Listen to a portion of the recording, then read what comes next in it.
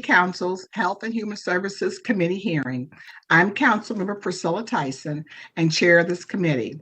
I would like to thank you for joining us for this discussion concerning Ordinance 1029-2021, which proposes a code change that will allow on-site sales and/or pickup of produce on residentially zoned parcels by small-scale growers in Columbus. Before we begin, please be aware that this hearing is being recorded for rebroadcast on CTV, the Columbus Government Television Channel 3. The rebroadcast schedule is available at www.columbus.gov. The proposal we'll be discussing to allow on-site sales for urban growers aligns with the goals of the Columbus and Franklin County Local Food Action Plan, which I jointly sponsored with Commissioner John O'Grady. Council adopted the food plan in 2016, and the goals of the plan include enhancing the coordination and communication among existing food resources and agencies, improving access and education about healthy food, affordable food, and local food, and increasing the role of food in economic development, and lastly, preventing food-related waste. There are also 27 actions which also are included in this plan.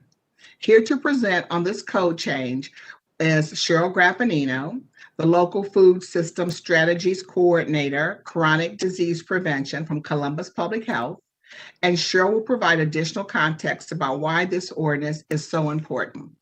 The agenda speakers for the proposal also include Paul Friedman from the Department of Building and Zoning Services, Bilkis, I'm going to say this last name wrong, Schellenhals from the Department of Development, and Minister Aaron Hopkins from the Southside Family Farms, and Adrian Williams, Growing and Growth Collective.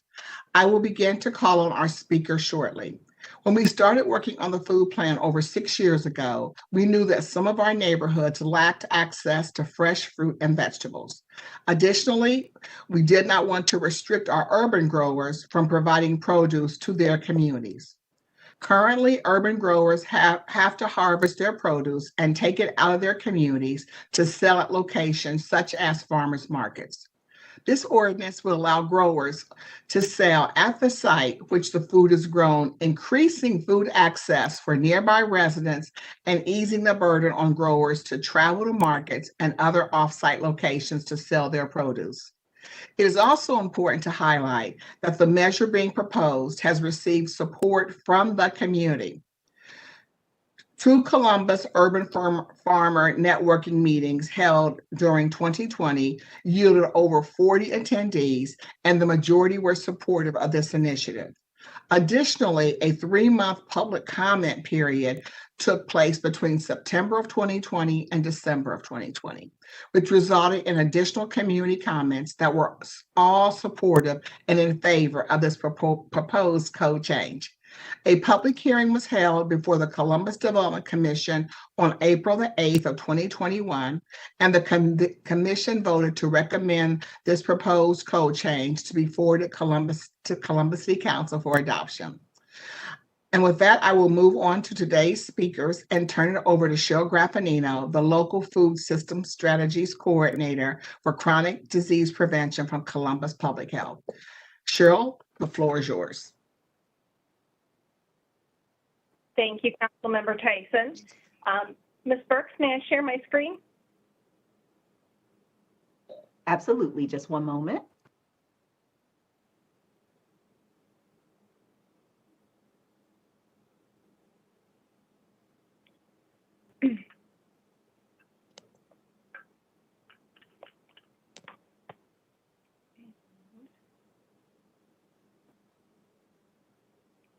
Thank you. Thank you so much, Councilmember Tyson, and I appreciate the opportunity to share our experience with you today. As we discussed, and you shared in the introduction, this proposed zoning code ordinance is an update for residential on-site sales, produce sales, and pickup. To give a specific overview of it, it is to increase access to fresh produce by creating provisions within Section 3303, definitions, Section 3332.040, agriculture and stable standards, Section 3333, apartment districts, Section 3345, planned unit development district, and Section 3347, planned community districts of the City of Columbus zoning code, to allow for the on-site sale and or pickup of produce on residentially zoned parcels by small-scale food growers in Columbus. Again, we will cover the background and need, the zoning code challenges and opportunities, provide an overview of the research and public engagement process, the zoning code proposed updates, and we will hear from a few members of our public to describe the benefits to the public before we take comments and questions. So as Councilmember Tyson reviewed, the need for this ordinance was identified as part of the planning process, both in the local food action plan and then the green business, urban ag, and strategic plan. The city and county local food team began to really focus on implementation of the local food action plan and supporting implementation of the green business and urban ag plan as it was appropriate. The current goal is to increase access to fresh produce and further support urban agriculture in our residential districts. As a community, this is important not only for our growers, but we have over 274,000 Franklin County residents that the USDA has identified as having low access to a full-service grocery store. But many of those same neighborhoods that have low access to a full-service grocery store have amazing growers who are producing hyper-local fresh fruits and vegetables right next to those residents. But as Councilmember Tyson described, it's not an option for them to sell those to their neighbors at this time. So as we moved into this space, we specifically identified that goal B5, action B5, excuse me, within goal B, the local food action plan calls for us to grow capacity and enhance the viability of civic agriculture to allow more residents to grow food for themselves and their neighbors. And goal C6, to revise zoning codes, related permit requirements, and land use plans to support and encourage agriculture and food system uses as viable options for community revitalization. The proposed zoning code directly supports both of these actions within the local food action plan. It also supports the recommendation 2B to modify selected code requirements to enable expanded urban agricultural activities in residential districts, which is one of the recommendations of the Green Business and Urban Ag Strategic Plan. So we've been working in this space to identify the needs for some time. At this moment, I'm going to ask my colleague Paul Friedman to share with you a little bit about the history, or the background of zoning, and why this issue is rooted in the zoning code, and this change is requiring a change in zoning code. Paul? Thank you, and thank you for taking care of the presentation. My name is Paul Friedman. I am the planner in charge of code development. That means I write building, housing, and zoning code. The zoning code regulates land use in the city of Columbus, and as a subpart of land use, so it regulates where you can and cannot sell goods, including that of produce produced on site. Historically, there's been a separation of the commercial uses from the residential uses, and this was achieved through moving the agricultural out of the city of Columbus. The vestiges of this are found in several sections of the zoning code where, and if we wanted to, we have decided that it is in best interest to allow for on-site sales, we needed to amend those sections. The code change that you're reviewing this afternoon achieved those changes. It reduces the minimum acreage from 5 acres, as noted here, down to 1 acre. And it also includes a definition of produce stand to allow for on-site sales through a produce stand on residential parcels. This way, it seeks to strike a balance between allowing for on-site sales of produce grown on that location without having to concern the zoning code with produce hauled in or turning the on-site sales into a larger market space at this point in time. By striking this balance, we're able to accommodate the goals of the local food action plan and solve some of the issues surrounding the lack of access to food, while also allowing for a balance between the need to preserve the residential zoning districts from the intrusion of commercial activity. So this does several things. As I mentioned, it reduces the minimum from 5 acres to 1 acre. It will create the definition for produce stands, produce stands and allows for those produce stands during certain times and seasons of the year to accommodate the hyper-local growing of food in the city of Columbus. Thank you, Paul. And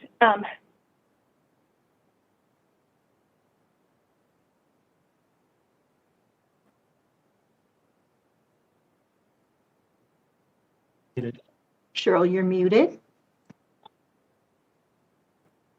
my apologies. After a year plus, you would think I would have learned how to do that. So, so I'm going to now ask Belka Schoenholz to take a few moments to share some background on the research and how the zoning code recommendations were developed and recommended. Absolutely. Thank you. And thank you all for your time today. Yeah, so once we identified the challenges and opportunities within our zoning code, we went to examine the zoning codes of other cities like Detroit and Cleveland and Indianapolis, as well as Franklin County, to see what their provisions were for the allowance of on-site produce sales on residentially zoned lots. And specifically, we wanted to look at parameters surrounding minimum acreage to sell things, the time that the sales could take place, if they defined what a produce stand was, and then any limits on the number of stands or signs that they had, and if they had to store them when they weren't in use. Next slide, please. Great. Great, thank you. So what you're seeing here is a matrix of comparisons that I drafted. You'll see, the different cities and what their zoning code stipulates for different things like time frame, definition of produce stand. And what we found was that some areas had vague language for some items, like they didn't define what a produce stand was, or they didn't clearly define, minimum acreage or time frame limits. But we did find that, there are also some parameters that were very clear, like limiting sales during certain months of the year and from sunup to sundown, or defining exactly what a produce stand was, or limiting the amount of stands or signs that you could have, and specifically stating that they had to be stored when not in use. Next slide, please. Okay, so based on this research, we really came up with two proposed code updates that Paul outlined very well, but just to say again, one is adding a definition of a produce stand in the zoning code, and that's so we could have clear boundaries of what a stand can look like and what can be sold from it. Next slide, please. Yeah, and so the second is to reduce the minimum acreage for agricultural uses, including produce stands, to be 1 acre by right. And then for lots that are less than 1 acre, we would have specific stipulations that those folks have to abide by. And so for us, that's time frame. So that means during the growing season only, which we consider to be between April and December, 2 days a week max, and on those 2 days, limiting the sales between 8 a.m. and 8 p.m. And then having a maximum of 1 stand on parcels with a dwelling unit, and then storing that stand when it's not in use. And then having sign standards as well. So for us, that's a non-illuminated 4 square foot sign for lots that don't have a dwelling unit, and then also having to store the sign when it's not being used, and then allowing 2 signs for lots without a dwelling unit, and then of course adhering to the vision clearance compliance as well. And so with these, we wanted to add more clarity and err on the more conservative side, compared to other cities, just to protect the residential neighborhood nature of a neighborhood, while still allowing, the sale of the produce to take place. Next slide, please. Okay, so we did a lot of internal vetting and public engagement as well. We had conversations and meetings with, public health, building and zoning services, different divisions within development, like planning, code enforcement, who else? Oh, and code enforcement as well, and land redevelopment. We also had the city attorney's office review the code from a legal lens, just to make sure everything was kosher there. And then we also did a lot of community engagement. As was stated, we had 2 meetings with the Urban Farmer Networking Group in 2019 and 2020. We had the 3-month comment period at the end of 2020, and we engaged all Columbus area commissions as well as various civic organizations as well. Next slide, please. All right, so of the public engagement, as was said, we only had positive feedback. Really, the only negative comment I would say we got was that growers wanted to see this happen all year round instead of just, between April and December, which is a good thing. But yeah, very positive overall. We have some quotes there from some of the feedback we got. And on the topic of public support, we do have 2 guest speakers here today. The first being Minister Aaron Hopkins, who's the Executive Director of the Southside Family Farms. And then after him, we'll have Adrienne Williamson from the Growing and Growth Collective. So you can go ahead and speak, Minister Aaron. Thank you. I'm not sure that Minister Aaron was able to join us today. Does not appear so. So we can go on to Ms. Williams. I'm sorry, can you give me the name of the person whom you were looking for? Minister Aaron Hopkins. Okay, I'll look and see if maybe he's attending as an attendee. I don't see him in the list. My apologies. Thank you. Thank you.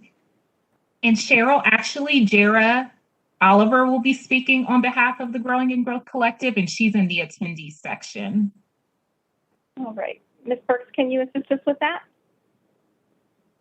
Absolutely. Hello, Ms. can you Oliver? all hear me? Yes, can you all hear me? Yeah. So just speaking on behalf of the Growing and Growth Collective, we're a relatively new grassroots initiative that birthed out of multiple perspectives from residents on the Near East Side.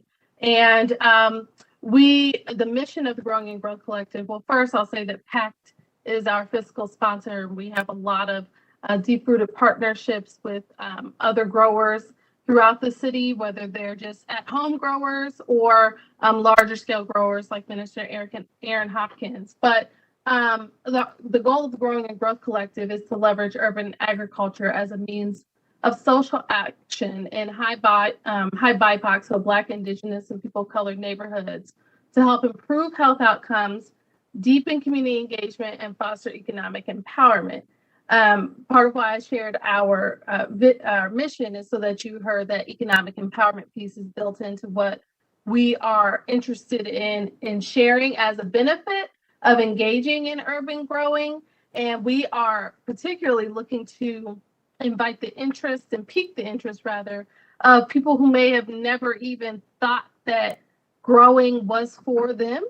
And they're just incorporating it into their everyday lives. So to see a zoning rule change so that it makes also selling of the produce that people grow who may be new to it, who are just trying things out, you don't have to go all in to be able to benefit from, engagement in agriculture. So I'll just share from our perspective of even getting people into a community garden. We've already interacted with some folks and fielded questions like, well, who maintains the bed after I plant it? Well, you do, okay? So if we take a person who has absolutely no exposure to what it means to grow and that responsibility, and they then have an interest in enjoying the economic benefits of the fruits of their labor by setting up a stand within the rules and regulations that you all were to set up here in the future should be passed, that all of that is a change and all is a positive change. And this matters in a climate where the actual rural traditional agricultural labor force is aging. We are in a position as a country where we need to introduce more and more people to agriculture as a way to make money for themselves, as a way to spawn economic opportunity for others. beyond the health benefits. So I noticed that there was a lot of talk about making fresh produce accessible to others, but I just wanted to share that from the Growing and Growth Collective's perspective, which Adrian Williams is a co-leader of that, we also see it as an opportunity to promote the economic benefits of engagement in agriculture to people who wouldn't otherwise think of it in the urban cores. And who knows what that could spawn in terms of maybe not, my generation per se, changing their careers and going into it. But if their kids see it, if their neighborhood folks see it, it might open up eyes and opportunities to other ways that we can feed ourselves in a sustainable local manner. So those are my comments.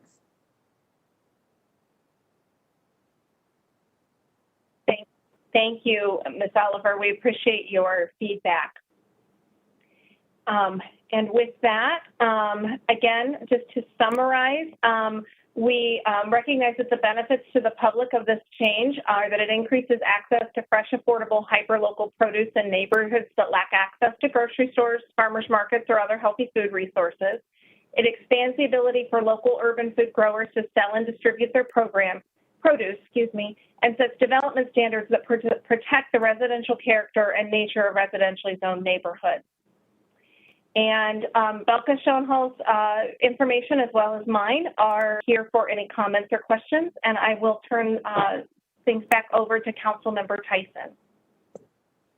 Thank you, Cheryl. And obviously, I think you can see my face, and I am so excited about this zoning code change, and for a number of reasons, and that it certainly does focus on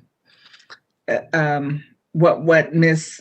Oliver stated, besides making sure that we have communities that are able to have, healthy food, affordable food, and local food, to be able to provide for communities. And many of our communities just don't have enough healthy food, but it also is economic empowerment. So I'm very excited about this code change. So this code update, proposed ordinance 1029, will increase access to fresh produce for residents in a time when over 274,000 Franklin County residents have identified as having low access to a local full service grocery store, and that's stated by the United States Department of Agriculture. That was in 2015. And so as we begin to conclude this hearing, I want to not only acknowledge the importance of this code change in allowing urban growers to sell produce at their growing sites, but also the collective accomplishments of this food plan. Since the inception of the plan, the local food action plan, we've expanded farmers markets and technical support for markets, providing funding to school programs to support education about gardening, funded nonprofit organizations that are providing food to residents, and established a new urban gardening grant process, making it easier for growers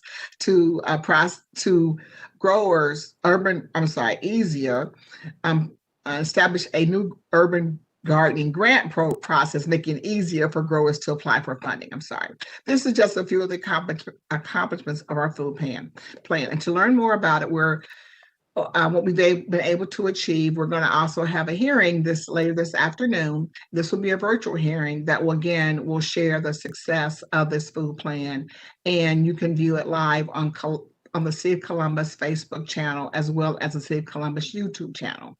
But before I conclude this hearing, I have to take a moment to recognize today's speakers and to say thank you so very, very much.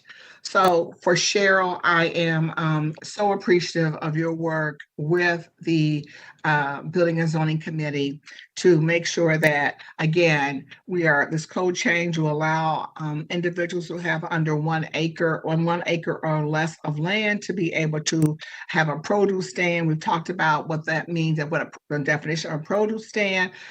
We also have the opportunity to we've stated that this from April to December, 2 days a week from 8 to 8. So we're ensuring that there's still vision clearance, and it certainly will not be intrusive into neighborhoods. And so I thank you and Paul and Belkas for this work that you have done. And I certainly do appreciate the research and looking at Detroit, Cincinnati, Detroit, Cleveland, Indianapolis, and Minneapolis, and our own Franklin County to give us insight on having, I hope, the best code in this regard that hopefully other cities across the country will utilize our code change to help them to provide more access to healthy, affordable food, as well as economic empowerment. I also want to thank Ms. Oliver for being here today, representing the Growing and Growth Collective. And I also want to thank my council members and their staff who each and every day work to improve our community, and they work every single day with pride to move our community forward. I also like to thank my staff, Nicole Harper and Carl Williams, for the work that they do each and every day. Miss Angela Burks, who manages our virtual platform hearings, and certainly we would not be able to do this work without Ms. Burks since last March of 2020 till still here we are in April to provide our residents with this information. And then the hardworking team at CTV who also make these hearings possible for us. So just always a thank you to them. And lastly, I want to again thank the residents of Columbus that make this a great place to live, work, and raise a family. And again, I love these type of hearings because it really is about changing community for the better. And so thank you very much to each and every one of you. And I look forward to sharing this code change on Monday with my council colleagues for hopefully passage of this work that you've done to improve our community. Thank you very much. And this hearing is adjourned.